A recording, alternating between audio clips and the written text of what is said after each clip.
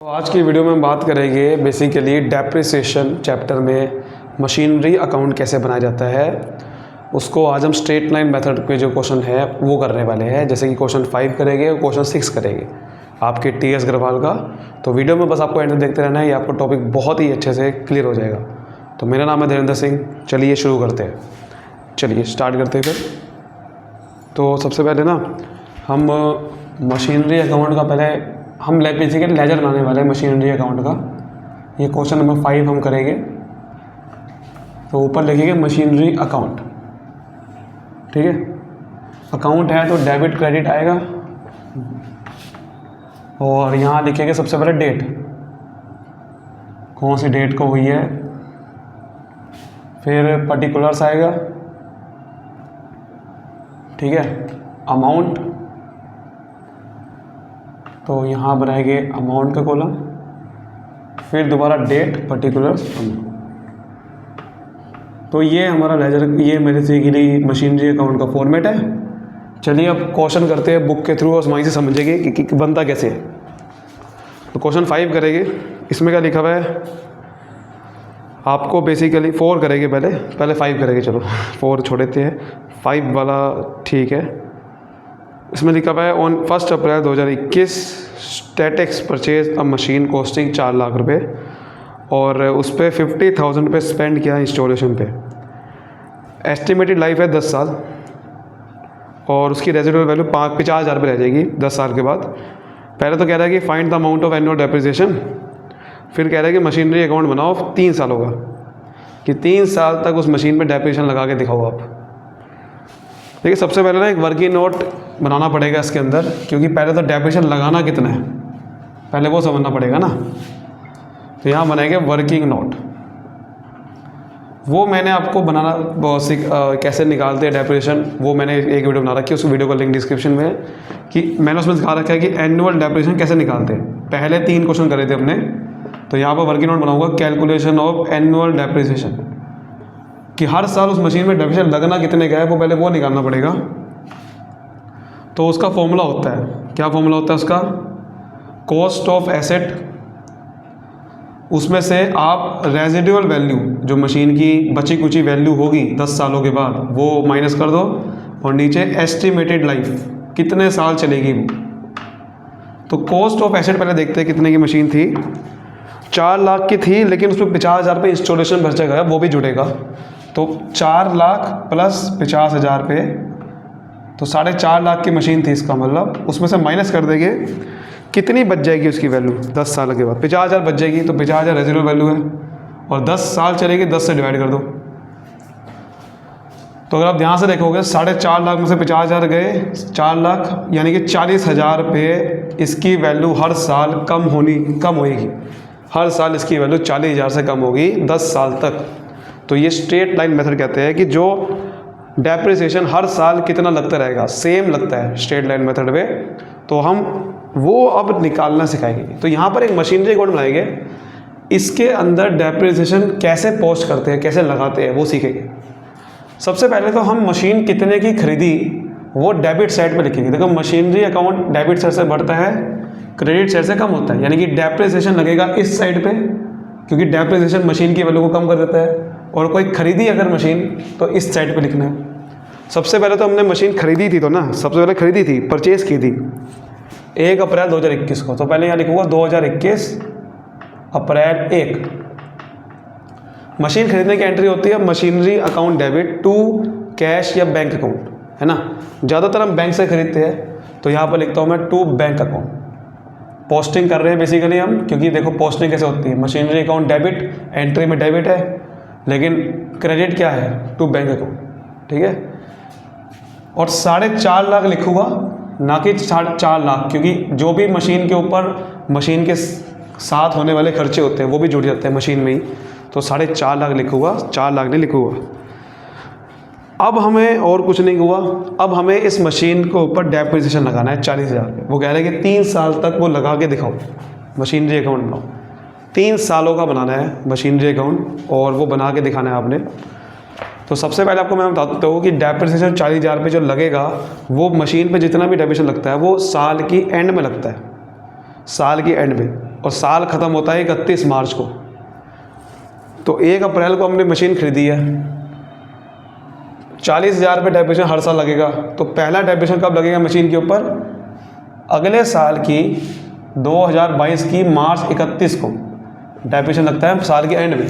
और मैंने क्या बताया, डेप्रिसिएशन क्या करता है, मशीन की वैल्यू को कम करता है। तो यहाँ लिखना है, और यहाँ लिखना है बाय डेप्रिसिएशन अकाउंट, क्योंकि एंट्री होती है depreciation account debit to machinery account. तो मशीनरी अकाउंट क्योंकि एंट्री में क्रेडिट है तो इसलिए क्रेडिट साइड पे पोस्टिंग हो रही है, लेकिन नाम आता है डेबिट वाला। 40,000 रुपये मशीन के ऊपर डेप्रिसिएशन लगेगा तो 40,000 रुपये लगा देंगे। फिर क्या करते हैं, बड़ी साइड का टोटल करते हैं। जैसे कि लेजर पोस्टिंग 11वीं क्लास में मतलब स्टार्टिंग में ही करी थी आपने, तो 4.5 लाख रुपए ये बड़ी साइड आ रही है, यही टोटल अगली साइड पे लिख देना होता है। फिर इसमें से इसको माइनस करके देखना होता है कि कितना बचा बैलेंस मशीनरी का। 4.5 लाख में से 40,000 का डेप्रिसिएशन लग गया, तो मशीनरी का जो बैलेंस बचा वो कितना बचा, 4,10,000 रुपये बचा है। ठीक है, 4,10,000 रुपये बचा है। उसको बोलते हैं बाय बैलेंस कैरी डाउन, जो कि महीने के एंड में निकलता है वो भी। तो यहाँ बोलेंगे बाय बैलेंस कैरी डाउन। और यही बैलेंस कैरी डाउन अगले साल की पहली तारीख को 2022 की अप्रैल 1 अगले साल कब होता है, अप्रैल से स्टार्ट होता है। तो अगले साल का मतलब ये नहीं कि आपका 22 की जगह 23 लिख देना है, नहीं, अगले साल का मतलब अगला महीना, क्योंकि अप्रैल से ही अगले साल आ जाता है। अकाउंटिंग ईयर कब होता है, अप्रैल से। तो वो इसी साल ही तो आएगा अप्रैल, अगले साल थोड़ी आएगा। इसी साल की अप्रैल की बात कर रहा हूँ। टू बैलेंस ब्रॉट डाउन, यहाँ पर आपका अगला साल का पहली तारीख, ये 1 साल ख़त्म हो गया है। अगला साल देखो 22, 21 था, ये 22 है, 4,10,000 रुपये वैल्यू हो गई। फिर लगेगा डेप्रिसिएशन, हर साल डेप्रिसिएशन लगता है। तो पहले साल में डेप्रिसिएशन लगाया, अब अगले साल लगेगा। अगले साल कब लगेगा, अप्रैल में ये बैलेंस था, अगले साल आएगा 2023 का, ये 22 का बैलेंस है, 23 का मार्च 31। फिर लिखूँगा यहाँ पर बाय डेप्रिसिएशन अकाउंट, और डेप्रिसिएशन उतना ही लगेगा जितना पिछले साल लगा था, क्योंकि 40,000 रुपये हमने निकाला है एनुअल डेप्रिसिएशन हर साल। क्योंकि क्वेश्चन में ये जो मेथड हम यूज़ कर रहे हैं वो है straight line method. Straight line method का मतलब है कि आपको हर साल डेप्रिसिएशन सेम लगाना है, तो 40,000 रुपये ही लगेगा। फिर वही करूँगा मैं, टोटल करूँगा, 4,10,000 रुपये आ रहा है, और ये 4,10,000 रुपये यहाँ आना चाहिए, उसमें 40,000 माइनस कर दूँगा, और फिर यहाँ लिखूँगा बाय बैलेंस कैरी डाउन। फिर यही बैलेंस कैरी डाउन अगले साल की पहली तारीख को ब्रॉट डाउन हो जाएगा, यानी कि अप्रैल 1 को। और फिर अब एक और डेप्रिसिएशन लगाना है, क्योंकि 2 बार लगा दिया है, वो कह रहा है 3 साल तक लगाना था, तो 3 साल तक लगाएंगे अब। तो एक और बार लिखूँगा यहाँ पर, अब यहाँ पर 23 है तो 24 में आएगा, अगले साल की आखिरी डेट आएगी 24 में। इस साल एंड कब होगा ये वाला, 24 में, मार्च 31। तो लिखूँगा बाय डेप्रिसिएशन अकाउंट। फिर वही लगेगा डेप्रिसिएशन, 40,000 रुपये लगेगा।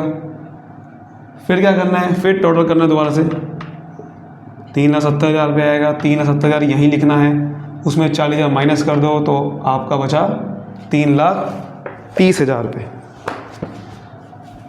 और यही आपको लिख दूंगा बाय बैलेंस CD, ठीक है। और यही बैलेंस CD आपको बस ब्रॉट डाउन करके दिखा देना है अगले साल की पहली तारीख, यहाँ लिख दूंगा टू बैलेंस ब्रॉट डाउन।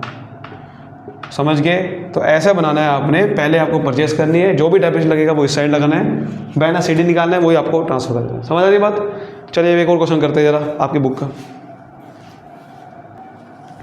चलिए अब बनाते हैं क्वेश्चन नंबर 6 में। ये फर्नीचर अकाउंट बना है इसके अंदर, तो मैंने देखो पहले फॉर्म बना लिया, देखो लिखा हुआ भी आप पढ़ोगे, देखो यहाँ पर ऑन 1 अप्रैल 2020 फर्नीचर कॉस्टिंग 55,000 रुपये खरीदा, एक फर्नीचर खरीदा है 55,000 रुपये का।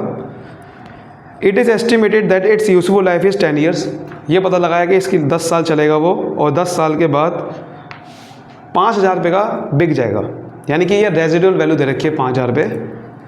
Editions are made on 1 April 2021 and October 2023। वो कह रहा है कि कुछ और फर्नीचर खरीदा गया, एडिशन का मतलब कुछ और खरीदे गए, एक तो अप्रैल 2021 में खरीदा और एक अक्टूबर में खरीदा, और उनकी रेजिडुअल वैल्यू भी दे रखी है अलग अलग। Show the furniture account for the first 4 years if depreciation is written of according to straight line method. वगैरह अगर डेप्रिसिएशन लगाना है स्ट्रेट लाइन मेथड के अकॉर्डिंग तो बता के देखो। स्ट्रेट लाइन मेथड का मतलब क्या है कि आपको डेप्रिसिएशन हर साल सेम लगाना है जो पहले साल लगाया था, मतलब एक एनुअल डेप्रिसिएशन निकालना पड़ेगा, यानी कि वर्किंग नोट तो इसमें बनेगा ही बनेगा। सबसे पहले चलो मेरे मशीन खरीदने के पहले फर्नीचर खरीदने की एंट्री कर लेते हैं यहाँ पर। तो पहला फर्नीचर कब खरीदा? 2020 को खरीदा है, अप्रैल 1 को। तो पहले हम उसकी लिख लेते हैं मैं यहाँ पर टू बैंक अकाउंट। अभी मैंने बताया था ना, जब भी खरीदेंगे तो यहाँ पर लिखना डेबिट साइड पे टू बैंक अकाउंट। 55,000 रुपये खरीदा है, इसमें कोई इंस्टॉलेशन चार्जेस कुछ नहीं है। अब निकालते हैं ज़रा वर्किंग नोट में calculation of annual depreciation of first furniture. ये क्यों लिख रहा हूँ मैं फर्स्ट फर्नीचर? मेरी बात ध्यान से बनना, क्योंकि जो भी बाकी फर्नीचर खरीदे ना वो अलग निकालेंगे उसका, क्योंकि उसकी रेजिडुअल वैल्यू भी अलग है, उसकी अमाउंट भी अलग है। तो हमें पहले मैं इसका डेप्रिसिएशन निकालोगे, ये इस पे हर साल कितना लगेगा, और जो बाकी खरीदे उसका बाद में निकालेंगे, उस पर कितना लगेगा हमें नहीं पता। हमें सिर्फ इतना पहले पता है कि ये मैं इस फर्नीचर में निकालना चाहता हूँ पहले, इसलिए मैंने फर्स्ट वर्जन से लिखा है। तो हमें फॉर्मूला पता है। फॉर्मूला क्या होता है एनुअल डेप्रिसिएशन का, कि भाई आपको कॉस्ट ऑफ एसेट पता होनी चाहिए, माइनस कर दो रेजिडुअल वैल्यू और फिर डिवाइड कर दो एस्टिमेटेड लाइफ से, estimated life of an asset. तो 55,000 रुपये का आपने ख़रीदा है, रेजिडुअल वैल्यू कोई है नहीं, जीरो। रेजिडुअल वैल्यू है नहीं, है बिल्कुल जीरो नहीं है। वो कह रहा था कि 10 साल के बाद 5,000 रुपये का बिकेगा, तो 5,000 रुपये रेजिडुअल वैल्यू, और 10 साल आपकी एस्टिमेटेड लाइफ है, 10 साल चलेगा। तो आपका ये 5,000 रुपये आ गया। ये पहले मुझे मेन निकालना था, आगे की बातें बाद में होगी। यानी कि इसके ऊपर हर साल 5,000 रुपये लगेगा। तो पहले साल कितना लगेगा, और पहला साल एंड कब होगा? 20 से स्टार्ट हुआ तो 21 में एंड होगा, मार्च 31 को। यहाँ लिखूंगा बाय डेप्रिसिएशन अकाउंट, ठीक है, 5,000 रुपये। फिर यहाँ पर टोटल कर लेते हैं जरा इसका। तो टोटल करा हमने, तो यही अब देखते हैं बैलेंस कैरी डाउन कितना आएगा। 55,000 में से 5,000 गए, 50,000। तो ये लिखूंगा मैं यहाँ पर मार्च 31 बाय बैलेंस कैरी डाउन, ठीक है। अब यही बैलेंस कैरी डाउन यहाँ लिख देते हैं, ब्रॉट डाउन कर देते हैं 2021 का April 1 to balance carry down, sorry to balance brought down. अब क्या करा, क्या इस समय कोई मशीन तो नहीं खरीदा, सॉरी कोई और फर्नीचर तो नहीं खरीदा? पहले वो चेक कर लेते हैं। बिल्कुल खरीदा है। नीचे कह रहा था addition are made on 1 April 2021, तो ये कब 2021 आ चुकी है। इस डेट को हमने एक और फर्नीचर खरीदा, 9500 का लिखा हुआ है, ठीक है, लिखा हुआ है addition are made of 1 April 2021 and October to the value 9500। पहली वैल्यू लिखी है ना, तो पहली वैल्यू का मतलब जो पहले डेट लिखी हुई थी अप्रैल 2021 की है वो वैल्यू, वो मैं यहाँ लिखूँगा अप्रैल 1 को। जब भी कोई ख़रीदा नया, तो मैंने क्या बताया था डेबिट साइड पे लिखना है टू बैंक अकाउंट। जब भी कोई नई फर्नीचर या नई मशीन खरीदी तो यहाँ लिखना है, ठीक है। उसके बाद अगला तो 2023 में खरीदा, वो तो आगे की बातें है, लेकिन यहाँ पर लिया है तो यहाँ पर मैंने लिख दिया। अब लगेगा डेप्रिसिएशन 2022 की मार्च 31, क्योंकि ये साल खत्म हो कब होगा 22 में मार्च 31। यहाँ लिखूँगा bye depreciation account. But problem is that कि 50,000 रुपये तो मुझे पता है कि जो 50,000 वाले फर्नीचर था उस पर तो 5,000 लगेगा, लेकिन 9500 पे थोड़ी लगेगा 5,000 रुपये, उसका अलग निकालना पड़ेगा भाई साहब।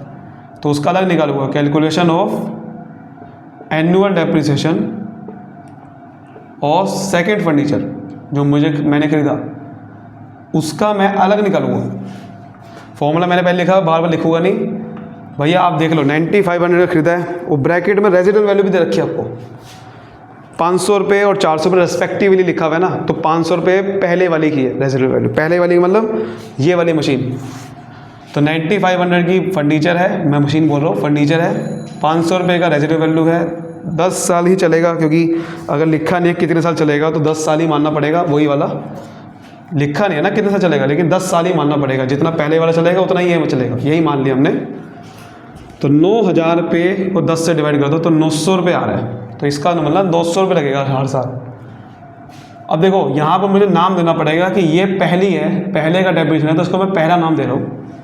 ऐसे यहाँ पर अब 2 नाम दूंगा, पहले का अलग दूसरे का अलग, जिससे अलग पहचान बनेगी। तो पहले का तो लगेगा यही 5,000 रुपये पहले वाला फर्नीचर पे, लेकिन दूसरे पे लगेगा 900 रुपये, तो टोटल हो गया 5,900। अब निकालते हैं, अब मैं टोटल कर लेता हूँ। ये आ रहा है 59,500, यहाँ पर भी टोटल 59,500 ही आना चाहिए, तो यहाँ लिखता हूँ बाय बैलेंस कैरिड डाउन। अब देखो इसमें ऐसा ना करना कि इसको इसमें से डायरेक्ट माइनस कर दिया, नहीं, पहले का बैलेंस कैरिड डाउन अलग निकालना है, दूसरे का अलग निकालना है। तो पहले का कैसे निकालूंगा, 50,000 में से 5,000 में माइनस कर दूंगा, तो समझ में आ जाएगा कितनी वैल्यू बची, 45,000 बची। और दूसरे कैसे निकलेगा, 9,500 में से 900 रुपये माइनस कर दो, तो आपका आ रहा है 8,600। इसका टोटल करके बाहर लिख दो, तो ये आ रहा है ये। समझ आ गई बात? तो ऐसे करना है, बात समझ में आ रही है? इस तरीके से आपको करना है। यहाँ तक क्लियर है बिल्कुल बात? कोई डाउट, कोई कन्फ्यूज़न? हमने सिंपल ऐसे करा है कि इसका बैलेंस कैसे निकाला, इसको इसमें से माइनस करके, क्योंकि हम या तो ऐसा कर सकते हैं इसको डायरेक्ट ही माइनस कर दूँ। देखो अगर आप डायरेक्ट इसको इसमें से माइनस करोगे तब भी यही आंसर आएगा, लेकिन आपको निकाल के अलग दिखाना है, क्योंकि पहले का वैल्यू पता चले कितनी है, दूसरे की पता चले। अब हम इसको बैलेंस ब्रॉट डाउन करते हैं, यहाँ जगह कम पड़ी है तो इसलिए मैं इसको मिटा देता हूँ अभी के लिए, ठीक है। तो यहाँ पर लिखता हूँ 2022 अप्रैल 1,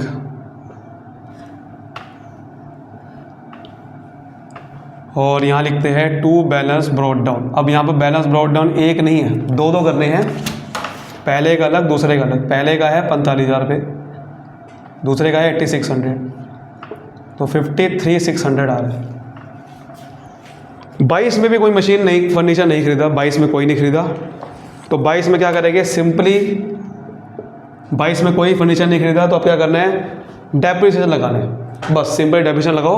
और डेप्रिसिएशन लगता है अगले साल की 31 मार्च को, तो यहाँ मार्च 31 लिख दिया। अब लिखो बाय डेप्रिसिएशन अकाउंट, फर्स्ट पे अलग सेकंड पे अलग। और डेप्रिसिएशन कितना लगेगा, उतना ही लगेगा जितना कि आपने वर्किंग नोट से निकाला था। स्ट्रेट लाइन मेथड है ये। 5,000 रुपये लग रहा था ना पहली मशीन पे, बार 5,000 रुपये, अब भी 5,000 लगेगा पहली वाली फर्नीचर। दूसरे पे हमने कितना निकाला था, 900 रुपये निकाला था, उस पर अभी भी 900 लगेगा, तो डेप्रिसिएशन तो वही का वही रहेगा, उसमें कोई चेंज नहीं होने वाला। तो अब निकालते सीधा बैलेंस कैरिड डाउन निकालते हैं। अब इसका टोटल करेंगे, यही टोटल का टोटल यहाँ लिख देता हूँ, क्योंकि अब मैं इसको डायरेक्ट माइनस नहीं करूँगा, क्योंकि अलग अलग बैलेंस कैरिड डाउन निकालना है, तो मैं सीधा पहले लिखूँगा by balance carried down. First का अलग निकालना है, सेकंड का अलग निकालना है। तो फर्स्ट का कैसे निकालूंगा, 45,000 में से 5,000 माइनस कर दूंगा, 40,000 आ गया, और इसके ऊपर लगा 900 रुपये का, 200 माइनस कर दो, 700 आ गया। इसको प्लस करूँगा जब मैं, तो 47,700 आएगा। क्लियर? ये चीज़ होगी। तो देखो 4 साल का बनाना था, तो पहला दूसरा तीसरा 3 साल हो गए। अब आखिरी साल का बनाएंगे आपका फर्नीचर अकाउंट। तो यहाँ मैं मिटा रहा हूँ जरा इसको ऊपर लिख रहा हूँ मैं अब, ठीक है, आखिरी साल वाला, ताकि नीचे थोड़ा लिखा रहने दे, थोड़ा दिखता रहे आपको कि भाई पिछले साल आपको कितना मिला सर, ठीक है। तो यहाँ मैं बना रहा हूँ अब। तो बेसिकली ये चीज़ समझनी है। अब देखो आखिरी वाला बहुत इंपॉर्टेंट है। अब देखो आपको ये आया था बैलेंस कैरिड डाउन, अब इसको क्या करते हैं, अगले महीने ब्रॉट डाउन करते हैं। 2023 का अप्रैल 1 आएगी, टू बैलेंस ब्रॉट डाउन। तो ये लिखूंगा बैलेंस 40,000 इसका आया था, 7,700 इसका आया था, 47,700 ये आ गया, ठीक है। अब क्या करना है, अब दोबारा डेप्रिसिएशन लगाना है, लेकिन इसी साल 2023 के अंदर ही मैंने अक्टूबर 2023 में एक और फर्नीचर खरीदा, वो भी तो लिखना पड़ेगा।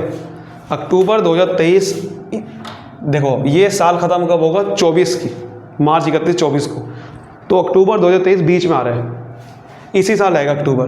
तो यहाँ लिखना पड़ेगा अक्टूबर 1 2023 की टू बैंक अकाउंट, दोबारा से एक और आपने खरीदा टू बैंक अकाउंट, और यहाँ लिखूँगा कितने खरीदा आपने, ये खरीदा था आपने 8400 का, तो वो भी लिखना पड़ेगा। ठीक है, अब मैं लगाऊंगा डेप्रिसिएशन अगले साल 2024 की मार्च 31 को, यहाँ लिखूँगा बाय डेप्रिसिएशन अकाउंट। अब देखो पहली पे अलग, दूसरे पे अलग, लेकिन तीसरी पे भी अब अलग लगेगा, क्योंकि जो तीसरी है इसका भी मुझे अलग निकालना पड़ेगा, क्योंकि इसकी अलग रेजिडुअल वैल्यू है, इसका अलग निकालना पड़ेगा। तो मैं अब इसका अलग ही निकालूंगा बिल्कुल। ठीक है, तो देखो कैसे निकलेगा वो, वही निकालू वर्किंग नोट नंबर अब तीसरा बनाऊंगा, हालांकि इसको एक ही बना सकता था मैं, calculation of annual depreciation of third furniture. ठीक है, तो एनुअल डेप्रिसिएशन फॉर्मूला मैं बार बार नहीं लिखूंगा, बताइए कॉस्ट लिखता हूँ पहले कितने की था 8400। इसके देखते हैं रेजिडुअल वैल्यू कोई है, बिल्कुल है, ब्रैकेट में लिखा हुआ था कि रेजिडुअल वैल्यू 500 रुपये तो पहले वाले की थी, दूसरे वाले की 400 है, तो 400 रुपये लिखूँगा और डिवाइड कर दूंगा इसको भी 10 से ही, क्योंकि मैं यही मांग के चलूँगा कि जो 10 साल एस्टिमेटेड लाइफ बता रहा था वो बेसिकली सभी फर्नीचर के लिए था। तो 8000/10 यानी कि 800 रुपये, तो इसकी हर साल वैल्यू कितनी कम होगी, 800 रुपये। तो एनुअल डेप्रिसिएशन यानी कि पूरे साल का डेप्रिसिएशन कितना लगेगा, 800 रुपये। तो पहले वाले का तो वही 5000 लगता आ रहा था, वही लिखूँगा, दूसरे वाले का 900 लगता आ रहा था, वही लिखूँगा, लेकिन तीसरे वाले का लिखूँगा 800 रुपये। गलत, यही आप गलती करोगे, मुझे पता है, आप यहाँ लिख दोगे 800 रुपये और यही गड़बड़ हो जाएगी। सर ऐसा क्यों, लेकिन 800 रुपये तो लगेगा, आप भी तो ये कह रहे थे 800 काट देते आप यही तो, आप हर बार ऐसे करते, बिल्कुल कर रहा था मैं, लेकिन डेट तो देख लो, डेट तो देख लो भैया। आपने जो दूसरी फर्नीचर भी खरीदा था वो भी अप्रैल में खरीदा था, तो इसलिए भी मैंने वहाँ पर 900 रुपये लिख दिया था, लेकिन ये फर्नीचर आपने अक्टूबर में खरीदा है। ये क्या लिखा है मैंने, एनुअल, ये पूरे साल का डेप्रिसिएशन है, यानी कि अगर आपने पूरे साल वो मशीन यूज़ करी है तब वो 800 रुपये लिखना है, क्योंकि आपने दूसरा फर्नीचर अप्रैल में खरीदा था, तो अप्रैल से लेकर 31 मार्च तक पूरे साल आ गया, 12 महीने आते हैं, लेकिन अक्टूबर से लेकर 31 मार्च तक 12 महीने आपने यूज़ नहीं करी। 12 महीने कहाँ आते हैं अक्टूबर से लेकर 31 मार्च तक, गिनना स्टार्ट करना जरा, अक्टूबर नवंबर दिसंबर जनवरी फरवरी मार्च, 6 महीने आते हैं सिर्फ आपने मशीन को 6 महीने यूज़ करा और लगा दोगे 800 रुपये, और ये तो पूरे साल का है डेप्रिसिएशन, तो इसको कन्वर्ट करना पड़ेगा। 800 रुपये नहीं लगेगा, 800 रुपये तो पूरे साल का है, तो पूरे साल का है तो पहले इसको 12 महीने से डिवाइड कर दो, 1 महीने का आ जाएगा। पहले क्या करो, पूरे साल का मतलब 12 महीने से डिवाइड कर दो तो 1 महीने का आ गया। अब कितने महीने का निकालना है, 6 महीने का, 6 से मल्टीप्लाई कर दो, तो 6/12 करना पड़ेगा। जितने महीने का निकालना है ना उसको मल्टीप्लाई करो और 12 से डिवाइड कर दो, तो 400 रुपये आ गया, सिंपल। आधा करना था वैसा बेसिकली आपको, तो 50 ये आ जाएगा आपका 6300 टोटल। लेकिन आपको मैंने पहले बता दिया कि अब आपको जो बैलेंस कैरेक्टर निकालना है वो ऐसा नहीं निकालना, सिंपली टोटल करके माइनस कर दिया। अब आपको क्या करना है, पहले टोटल कर लो बड़ी साइड का, यहाँ पर टोटल कर लो पहले आप, जैसे इसका टोटल कितना आ रहा है, इसका टोटल आ रहा है 56,100, वो टोटल कर लो, लेकिन आपको ऐसा नहीं करना इसमें से माइनस कर, क्योंकि माइनस अलग अलग करके दिखाना है। तो यहाँ लिखूँगा by balance carried down, first second third. आप यहाँ पर लिख भी सकते हो ये थर्ड मशीन है, ऐसे ही वहाँ पे लिख सकते हो जब आपने खरीदी थी सेकेंड वाली, तो सेकेंड नाम दे देता। तो बेसिकली फर्स्ट मशीन 40,000 की बची हुई थी, 40,000 में दोबारा आपने 5,000 कम कर दिया, तो बचा कितना बैलेंस इसके अंदर, 35,000 का बचा। दूसरी मशीन, दूसरी फर्नीचर के बैलेंस 7700 चला था, 7700 में 900 रुपये आपने डेप्रिसिएशन लगा दिया, तो बचा 6900, 69 नहीं बल्कि 6800 का बल्कि। फिर आपने अब जो नई फर्नीचर खरीदा है उसके ऊपर लगा 400 रुपये का, तो इसका बैलेंस कितना बच गया, 8,000 रुपये बच गया। तो अब इसको प्लस करेंगे अब बेसिकली, ठीक है, तो ये आ जाएगा 39,300, ठीक है, नहीं ये आ जाएगा बेसिकली आ जाएगा आपका, हाँ 39,800 ये आ जाएगा आपका, ठीक है। 39,800। अब इसे आपको क्या करना है, ब्रॉड डाउन करना है अप्रैल, अगले महीने की 1 तारीख अप्रैल 1 को, to balance brought down first, second, third. तो फर्स्ट का आ रहा है आपका बैलेंस 35,000, ठीक है। दूसरे का आ रहा है 6,800 और तीसरे का आ रहा है 8,000। टोटल करूँगा तो आएगा 39,800। सो उम्मीद करता हूँ आपको ये सारा सब कुछ समझ में आया होगा।